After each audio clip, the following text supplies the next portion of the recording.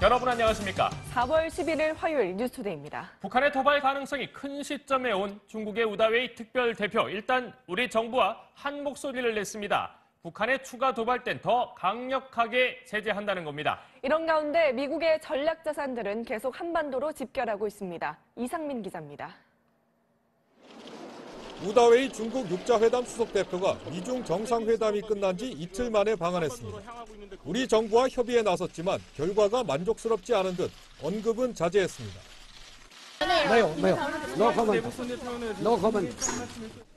우다웨이 대표는 대북 압박에 나서달라는 우리 측의 요청에 원론적 답변만 내놓은 것으로 전해졌습니다. 전략적 도발을 감행할 경우에 안보리 결의에 따라서 강력한 추가적인 조치가 있어야 된다는 데 의견을 같이 하고, 반면 항모 두 척을 한반도 인근에 투입한 미국은 고고도 무인 정찰기 글로벌 호크를 전진 배치하기로 한 데 이어 우리 군과는 포항 일대에서 유사시 전쟁 물자 후방 보급을 위한 군수 지원 훈련을 실시했습니다. 북한이 추가 도발에 나설 경우 군사 조치를 배제하지 않겠다는 무력 시위로 보입니다. 북한의 도발을 억제하고 도발에 대한 만반의 태세를 갖추고 있다라는 차원에서 말씀을 드리겠습니다. 오는 16일 방한하는 마이크 펜스 미국 부통령도 보다 강경한 대북 메시지를 갖고 올 가능성이 높습니다. 중국과 북한을 겨냥한 미국의 압박이 빠른 속도로 진행되면서 중국이 조만간 우다웨이 대표를 북한에 보내 직접 설득에 나설 가능성이 제기됩니다.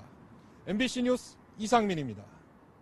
북한은 오늘 최고인민회의 개막부터 오는 토요일 김일성의 105번째 생일까지 정치 행사들이 이번 주에 최고조입니다.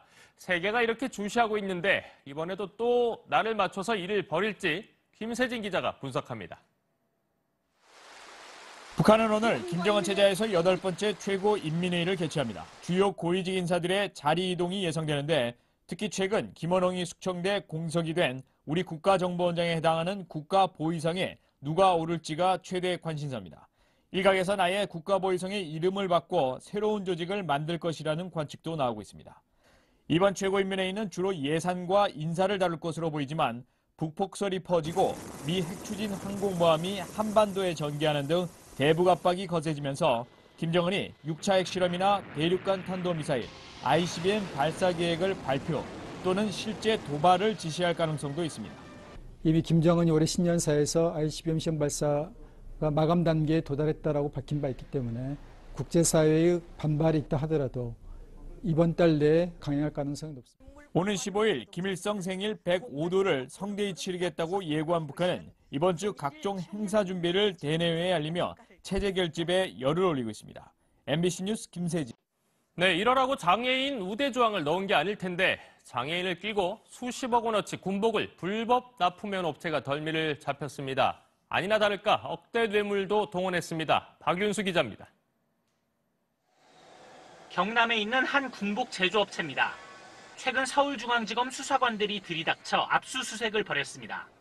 이 업체는 지난 2014년 7월부터 지난해 말까지 방위사업청과 계약을 체결하고 우리 군에 군복과 제복 등을 납품했습니다. 검찰 조사 결과 이 업체는 경쟁 입찰을 거치지 않았습니다.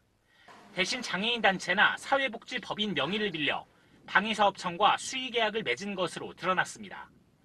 장애인 단체를 포함한 보훈 복지단체가 생산하는 물품은 군의 수의계약으로 납품할 수 있다는 제도의 허점을 악용한 것입니다. 검찰 조사 결과 이 업체는 이 같은 수법으로 납품 대금 56억 원을 챙겼습니다. 이 과정에서 검찰은 지난 2015년 업체 대표 이모 씨가 방사청 공무원에게 1억 원에 달하는 뇌물을 준 정황도 포착하고 두 사람을 구속했습니다. 또 대표 이 씨로부터 납품 편의를 봐준 대가로 거액을 받은 혐의로 현역 육군 준위와 해군 상사도 함께 구속했습니다. 검찰은 이처럼 장애인 단체 등을 앞세워 군용 물품이 납품되는 사례가 더 있는 것으로 보고 수사를 확대하고 있습니다. MBC 뉴스 박윤수입니다. 교육부가 학교에 출근하지 않은 전교조 전임자들을 징계하라고 시도교육청을 압박하고 있습니다. 전교조는 정부의 권한 남용이라며 고소하겠다는 입장입니다. 박성원 기자입니다. 교육부는 어제 전국 시도교육청에 공문을 발송했습니다. 전교조로 출근 중인 교사 16명의 복무규정 위반 여부를 판단해 이번 달 28일까지 징계하라고 요구했습니다.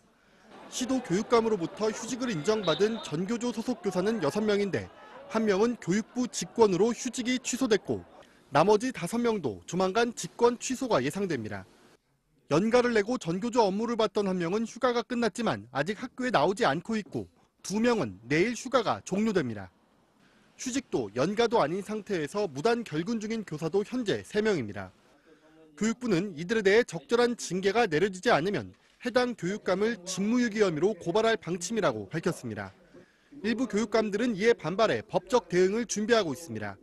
강원교육청은 휴직이 취소된 교사 1명에 대해 즉시 복귀가 아닌 9월 복귀 방침을 정했는데 교육부가 제동을 걸 경우 지방자치법을 근거로 대법원에 소송을 내기로 했습니다. 다른 일부 교육감들도 직권 취소 조치 등에 맞서 법적 대응을 검토 중인 가운데 전교조도 대정부 투쟁에 나서겠다고 밝혔습니다. 전교조는 오늘 이준식 교육부 장관을 직권 남용 혐의로 검찰에 고소하기로 했습니다. MBC 뉴스 박서원입니다.